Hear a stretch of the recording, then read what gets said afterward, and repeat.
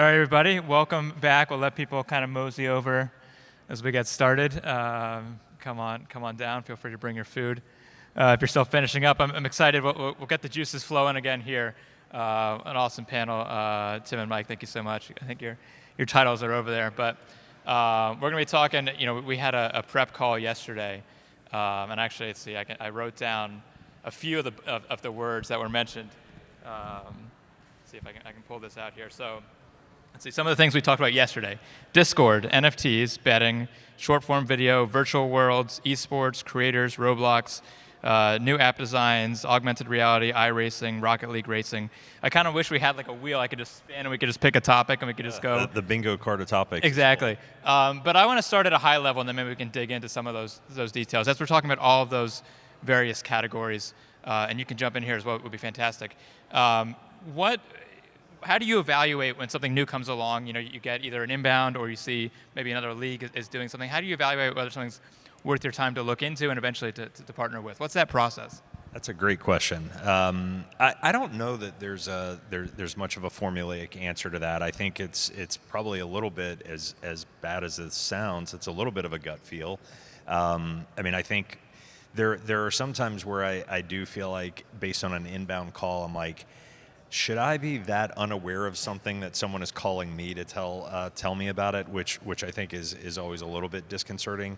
I would say that at this stage of my career, there are very few things that I don't listen to. I think, you tend to get smarter through most conversations, even if it's finding something that you don't like. So it's a great question, and I've hopefully evaded it just enough to give a somewhat relevant answer. No, I think it's good because one of the things I like about talking to you about following what you're doing is you guys will try things, right? I mean, that's part of the strategy is like, I'll take a call, I'll listen to it, I'll check it out, right? Why, I mean, I don't know, you not have anything better to do? Like, it's a lot of work to try these things that.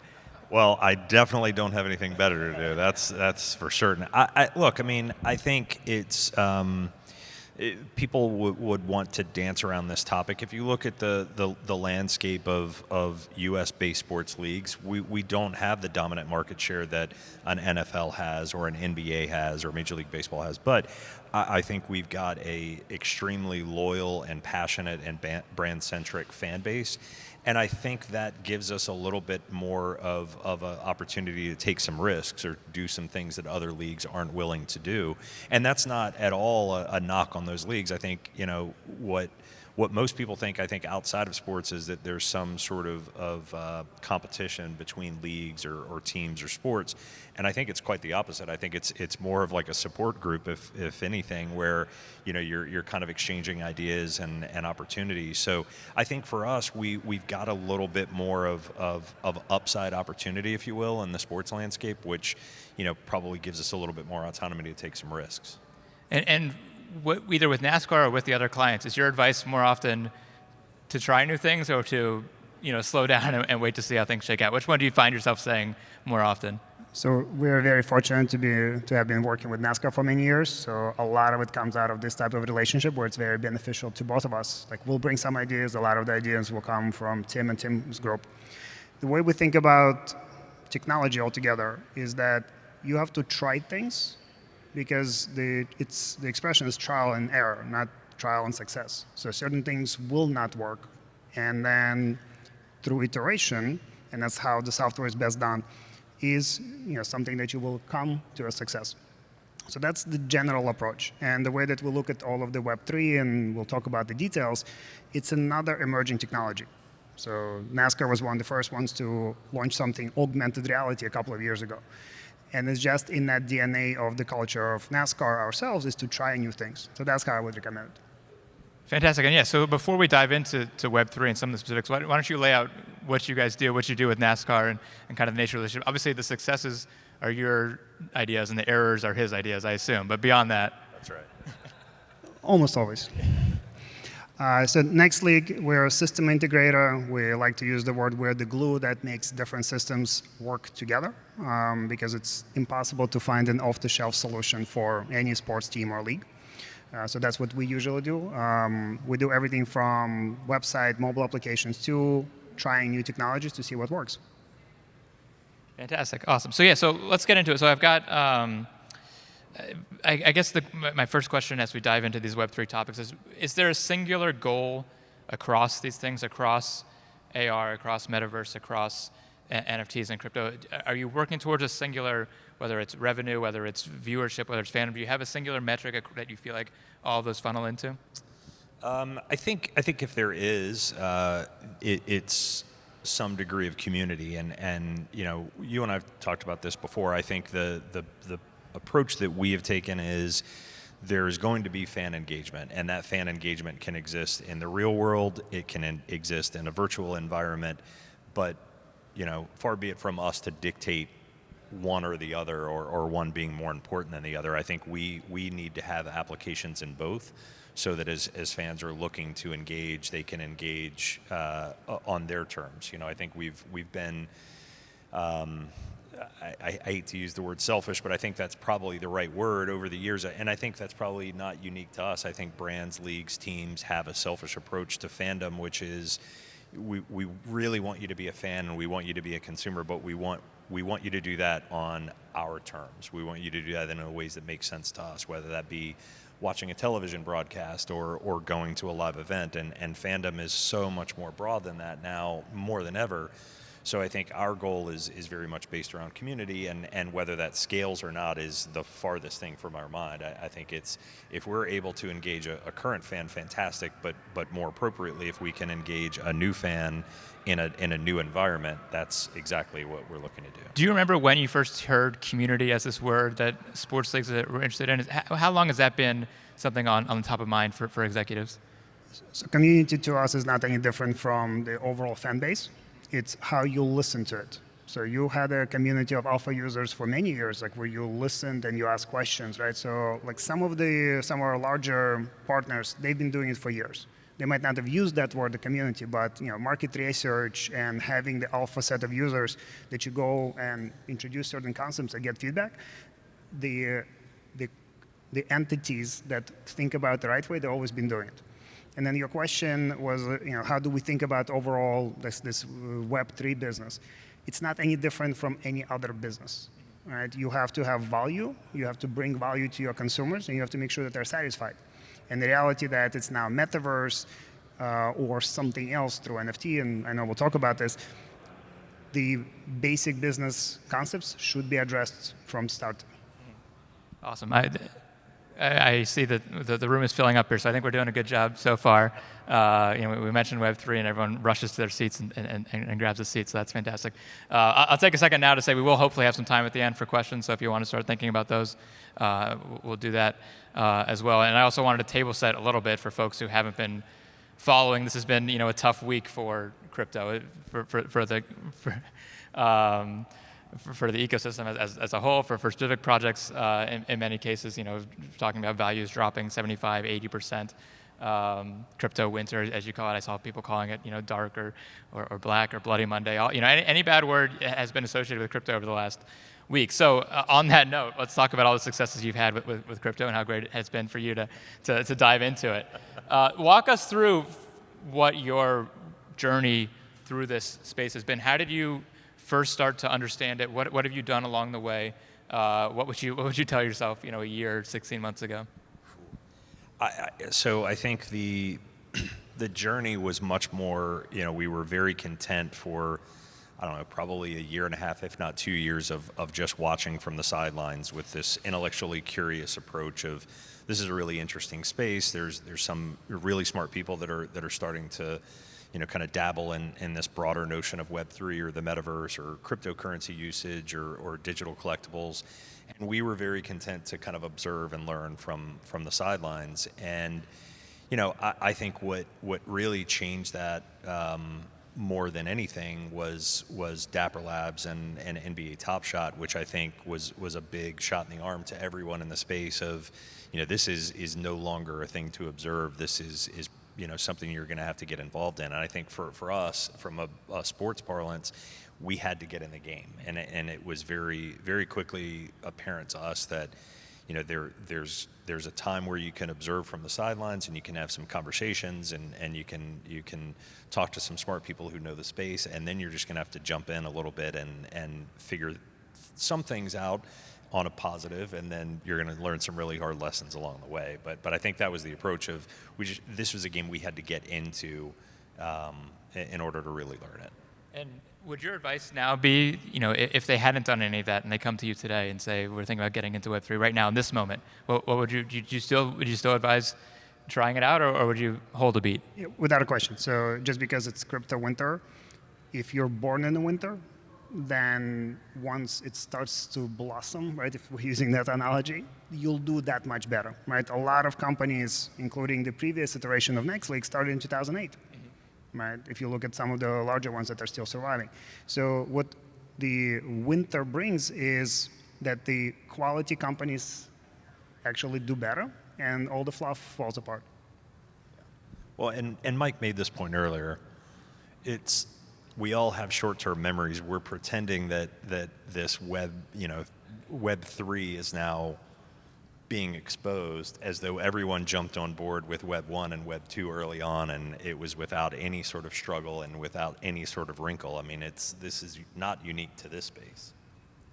And maybe I'll add to this. So like Web 1, I started working in '98, which was Web 1. How many people remember SQL injections? Right, like that was a big deal, right? Like some colleagues. Couple hands, yeah. So SQL injection is not that different from what's happening with Seth Green and his Bored Ape being stolen, right? And FTC reporting that over the last year, $1 billion was stolen in crypto and NFT fraud. So it's a learning curve. It's just when we talk about Web 2 and Web 3, how they come together. Our suggestion is to start playing with this, but it's not really ready for prime time. Like if you purchase something in OpenSea and it takes you 5 minutes to settle, and you don't have somebody to call to find out what happened to your purchase, that's not enterprise ready yet, right? And this is where our experience of decades comes in to figure out how does Web3 implement some of those enterprise standard operating procedures.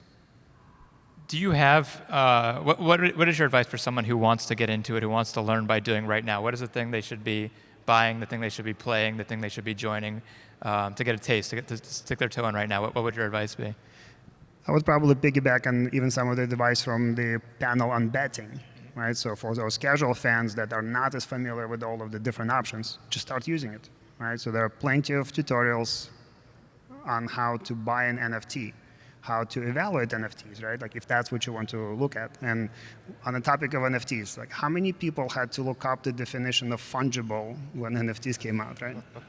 And this is an example when you allow technical people to be marketers, right? Like I'm looking forward to when NFTs as a term goes away, similar to how none of us talk about SSL. All of us just look to that green icon. Yeah, and if you want to buy an NFT, they're on discount this week, so now's a great time to buy them, right? Very good point. So what, if at all, how do you differentiate these categories? I mean, do you have, is metaverse and NFT, is that the same thing to you, or do you think about these things in different ways? I'll be honest with you, I don't have a great answer for that question, but I think it's intentional that we don't have that, because I think that would indicate that we're farther down the road from a strategic standpoint than we really are. I think we just made our first hire in this space, so we hired a Web3 director that actually starts on Monday. So he's going to spend some time in New York for NFT Week, getting fully immersed. And on the one hand, for a lot of other spaces, I would never send someone to a conference to represent NASCAR on their first day of employment. But I'm like, well, we've got about 5 minutes of experience in this space anyway, so it's not like the learning curve is incredibly steep. But I think the notion of what the metaverse will be and what digital collectibles are part of and what we should be doing with cryptocurrency. We've talked a lot about the creator economy and gaming culture. I think all of those are, I often describe my job as, it's fairly multifaceted, but at the center of it is digital media. I think it's no different here. I mean, that sits at the core, and there may be fringes that are sports betting and esports and gaming. I think it's the same here, where you've got some fringe on the outside that's Web3 or metaverse or NFTs or crypto. Let's talk about gaming, because I do think that is an area where you guys do have a fairly mature, established, I don't know what the word is, strategy, and an interesting one, and maybe it speaks to a little bit how you go about viewing new opportunities, because a few years ago you didn't have that kind of. So walk people through the gaming and the multiple elements you guys have there. Yeah, so there's three legs to that stool. So the first one is we have a partnership with a company called iRacing that is kind of born of the simulated racing, but it also has an esports component that during the pandemic is something that we were able to use as a substitute for actual real live racing, and we put our drivers into that environment and actually set some esports television viewership records along the way. So that's one part of it. The second part is the console space, which we have a relationship with Motorsport Games that produces the official NASCAR console title. And then the third leg of that stool is licensing relationships, which is essentially us diversifying our place in the gaming industry. So Real Racing 3, Gran Turismo, Rocket League, titles like that we can have a presence within. So I think we've tried to not be too narrow in the focus there. We are huge believers in gaming culture at large. So I think those are the primary paths we pursue. And for a league that doesn't have maybe as advanced of a gaming strategy, how critical do you think thinking through that sector is when it comes to bridging Web 2 to Web 3? I think it's an excellent point for anybody to consider, because gaming industry has been thinking about gamification, in-app purchases, community for decades now, right? So anybody who wants to engage fans, looking at what gaming as an industry has done is is a very good template to follow. So obviously NASCAR has been doing it for a long time. Others should be doing it as well. If it helps, I can provide our definition of Web3. So because we spend a lot of time talking to NASCAR and others, and our job is to simplify things. So the way we think about Web3 is that there are blockchains. And if you understand databases a bit, think of a blockchain as a specialized database. Then there are NFTs, tokens. Then there are DAOs, right? The distributed or decentralized autonomous organizations. And then there's metaverse, right? And we kind of touch on all of them. We generally do not talk about crypto because crypto it's speculation on different financial. You say crypto, you mean cryptocurrency, right? Right, cryptocurrency, right? So like in our definition of Web3, we don't talk about that because that's a different world. But as entities think about tokenomics of how to incentivize, that's not all that different from loyalty programs with your airline or with your hotel, but it's your relationship with the entity and how you can contribute as a community to development of the value and development of the entity itself. Yeah, that's fantastic. And sticking with tokens for a second, how far away do you think we are from leagues having their own token? Oof. I was really hoping you were going to answer that question. Each league will announce it when they're ready. I don't think we're far. I think that it makes sense. I mean, especially if you think about fractional ownership and fandom, and I think that's the key to this and every other industry, quite frankly. Back to the notion of this became confusing once we started calling it NFTs as opposed to digital collectibles or tokens or whatever the case may be. I think if you can simplify that approach and make it make sense to fans or consumers, yeah, I think digital tokens for leagues are not that far off. And so your sense is that a successful NFT strategy won't use the word NFT for fans? Is that your expectation? My hope and wish is that, right? Because it's a confusing as is, to explain the different aspects of digital collectibles and what you can do. And then you start introducing DAO as a concept and token.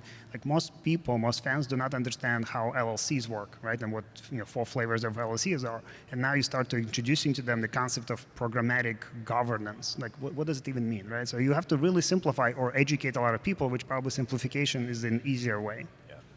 For what it's worth, the first NASCAR branded NFT drop did not use the term NFT anywhere in any of our marketing or promotion or through that entire process. We used digital collectible. And next time, do you think that'll be the same case? I hope so. I would say that would be our lean. I mean, I think if you can, I guess I don't get the upside of that term. There's a visceral reaction to that term, and I think especially now more so than ever, a lot of it is negative. And I don't know why you would break yourself into jail when you can kind of accomplish the same task by just calling it what it is. Well, I think the counterpoint to that would be, and I'm curious your take on this, is that maybe about a year ago, 6 months ago, sports were trying to get crypto natives interested in their offerings, right? And you were doing that by speaking the language that those people were speaking, DAOs and NFTs. And the flip side of that is trying to get your fans to understand crypto, right? It seems like those are two different things, and at some point you have to kind of decide which of those is a priority, right? Is that fair? And do you think that the latter maybe is more valuable in the short term? Yeah, I think that's probably a good way to put it. Although I don't know that you're not going to embrace the crypto natives or a different audience by using a different term. I think the point is a good one, but I think if we can embrace a new fan base while not completely alienating a current tenured fan, I think that's the ideal approach. How real do you guys think this concept of fan ownership, of partial ownership of a fan-owned racing team, or is that or in other sports? Do you think that's realistic? We're already starting to see some of those examples, right? Basketball 3-on-3 is owned by a DAO. Right? There are other examples. So it would be very interesting to see how that works out. The idea of this programmatic governance model for running an organization, Wyoming now has legal support for that. So it seems like a lot of smart people are trying to see how this works, right? Mark Cuban talks about this quite a bit. It's very interesting because you give some of that ownership, right? Like part of Web3 is giving ownership back to the fans, not just to the creators or the rights holders.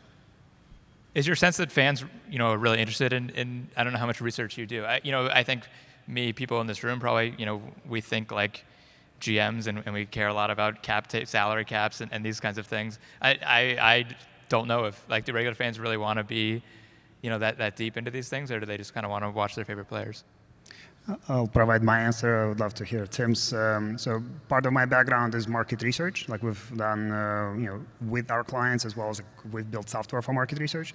So I've always found it interesting how much people are willing to give back if you ask them, right? And then if you also give them an opportunity to say, you know what, I contributed, right? And if you think about Kickstarter as a model, but now not just in Kickstarter where you get a discount on the first product, but you also get a chance to benefit from the longer term success of that entity.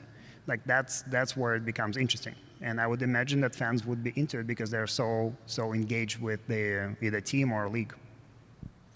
Yeah, I think I agree. And take it one step further, one of the other commonly used terms is utility. I think if you can bake utility into it to things that fans are already doing, whether that be ticket purchase, merchandise purchase, support of sponsors, whatever the case may be, I think that starts to resonate a whole lot more. And do you think these things can create fandom, or do you think that they just enhance fandom or bring the fan closer?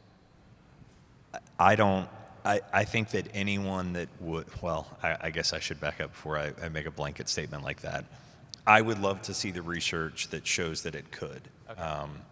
I don't think that it hurts. I don't think there's any downside to it. I mean, I think like most things, you diversify the way that you're engaging with fans or consumers. I don't think there's a downside, but I do think that it would be really presumptive right now to say that it's definitely engaging a new audience. Yeah. It's a very interesting question. What I think about is fandom was developed without Web3, right, like previously. So does it add, it definitely adds something to it, right? Like if you also get some value out of being a fan, which is fantastic, like will you become a fan of a specific thing just because there's value? Hard to say. Very good. We have probably a little more than 10 minutes left. So if people have questions, feel free to kind of come up in the middle and we can do that. Otherwise, I want to go back to gaming a little bit because we talked yesterday, and I'm very curious. I had some follow-up questions that I would love to ask you about these games, Roblox, Fortnite, etc. How do you go from viewing them as competition for attention to opportunities to create fans or reconnect with fans? Well, I have an 11-year-old at home that would tell you that there is no competition, that he would pick Fortnite over anything on earth. I think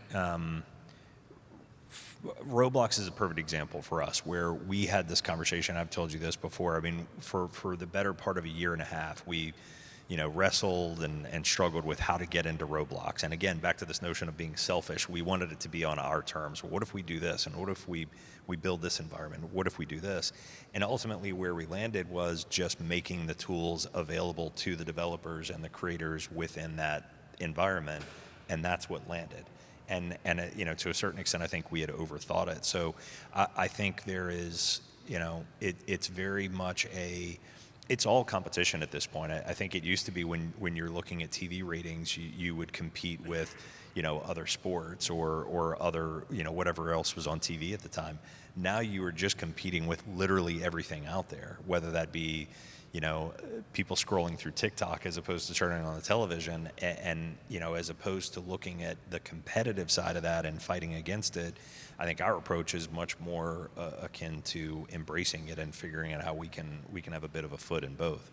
How much deeper do you feel like you can go into those types of worlds? I don't think there's any limit. I think, back to the idea of gaming culture, I think to Mike's point, I think that space has figured out a lot of consumer trends way faster than other industries and have done so at scale. I think there is no limit to where we can continue to go, and I think that of all of the areas of our business where we continue to grow and invest in things like full-time resources, that is near the top of the list. And along those lines, Discord. I don't know if you view Discord do you view that as a gaming? Is that part of your gaming vertical, or is that separate? It's probably right on the line between gaming and content. I think we look at it more of a content community now that it's up and running. But you have, correct me if I'm wrong, someone who that's their job, right? I mean, tell me about how that's evolved. Yeah, so again, very much like Rocket League and Roblox, where we just had conversations with those groups because we are big fans of theirs and admire what they do. We had conversations with Discord, and ultimately where we landed was a partnership where, literally no money changes hands. We just have a branded NASCAR environment, a server on Discord. We made some premium audio features available in that channel for free. Very quickly got up to about 10,000, very frequent, very avid users in that space, and now have a community manager that her full-time job is to engage with that community in particular. No different than you would someone on the social team that's engaging off of Instagram or Twitter or TikTok, and the growth and engagement has been fantastic. And back to your question of reaching a new audience, I don't know if of those 10,000, back to this gut feeling, I don't have the research to validate this, but I'm fairly certain that at least a healthy majority of those individuals are probably not interacting with NASCAR in other ways. Really? What makes you just gut? What makes you say that? A lot of it is gut, but I think a lot of it is just back to this community manager position. Most of the takeaways from those conversations are very curious of, I didn't know you could do this, and why is this happening, and which is exactly what we want. But I think if the communication is more of that 101 level, my takeaway from that is that they're new fans. Yeah. And what role do the drivers and the teams either play in that or just overall in these discussions? I could see, do you have teams or drivers that would want to have their own little worlds within that Discord community or in these other things we're talking about? What is kind of the communication and collaboration with your teams? Yeah, I think some more than others, just like anything else. But I think there are several drivers and several teams that jumped on very early on when we made them aware of what we were going to do in Discord, to the point where some are managing their own community. So if you've got, Daniel Suarez's audio playing in real time, there's someone curating that community to kind of, all right, so they're using code words for 2 tires or 4, getting fuel, or what this pitch strategy is going to be, which is exactly what should happen, right? Taking advantage of those opportunities, regardless of what scale you might find, I think is the right approach. And I'm asking that because so much of this Web3 development we're seeing is personality driven, is and going back to community, the word we started this with. Are you pushing drivers to be more active in these spaces, or encouraging them or educating them so that they can kind of join some of these efforts? For sure, and I think, look, if you look no farther than the world of motorsports with F1, I think what they've done with Drive to Survive is is based on personality. And so I think any opportunity that you can take with drivers and athletes to show that off the field or off the track personality is certainly great for their own brands, but selfishly fantastic for ours as well. Yeah. What are the boundaries, if any, that you've set in this? What are things you've decided you're not going to do, or as you're kind of judging things you're not willing to do at this point? I'll let you go first. I'll follow up. We will do most things that our clients pay us for. Good answer. That's right. I think we're not going to gatekeep, and what I mean by that is, we're not going to go in saying, well, this didn't scale, it didn't get to this number of people, or this KPI, or it didn't generate a profit. That's not what we're going to do, because that's not what this is about. I think this is a long-term play for us. This is very much an investment in the future of the sport. So I think what we won't do is get too hung up on in more traditional forms of media, it's really hard to not exist from one day to the next, 1 week to the next, 1 quarter to the next. We're not going to do that in this space for the foreseeable future. Do you have a vision, at the end of a long day of what you think you're working towards? What a race day experience might look like, or maybe what a non-race day experience might look like? I mean, do you have a sense of where you want to get to with all this work?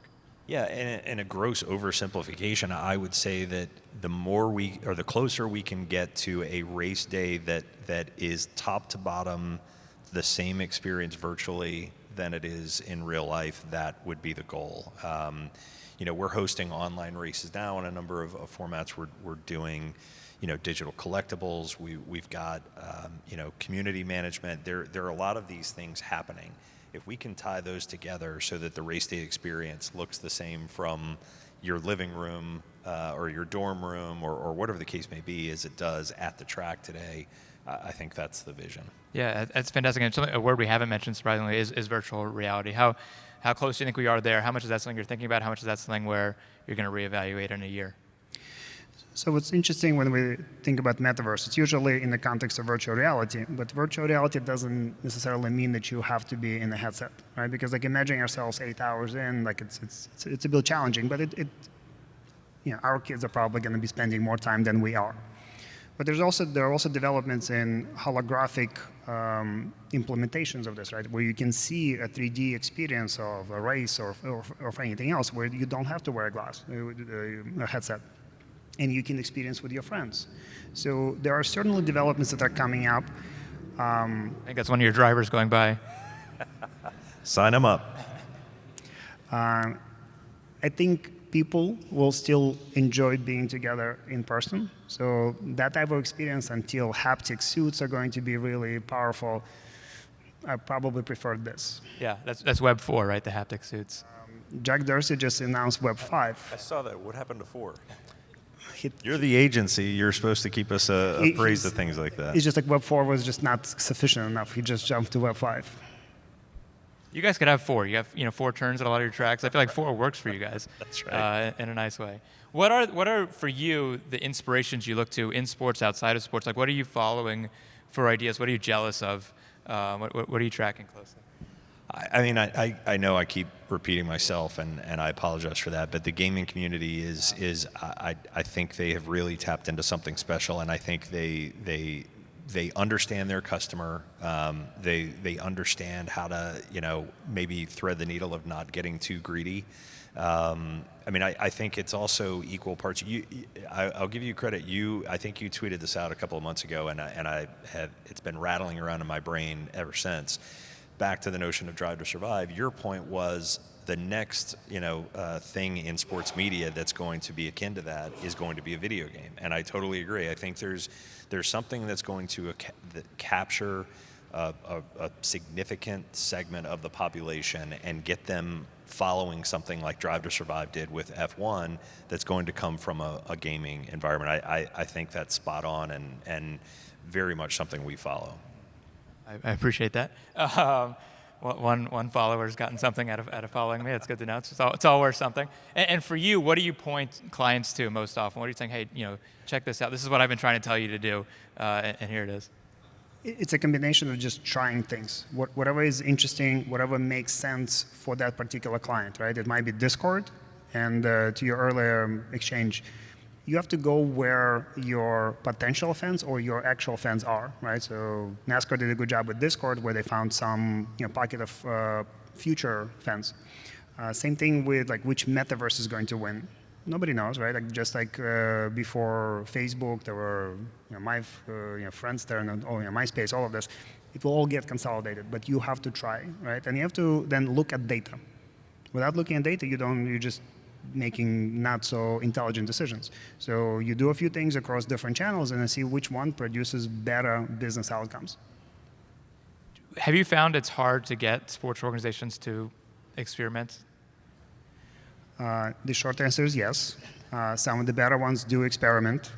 We're here with NASCAR for that particular reason. And then it's also important for organizations to step back and look at the overall approach. So it's not just Web3.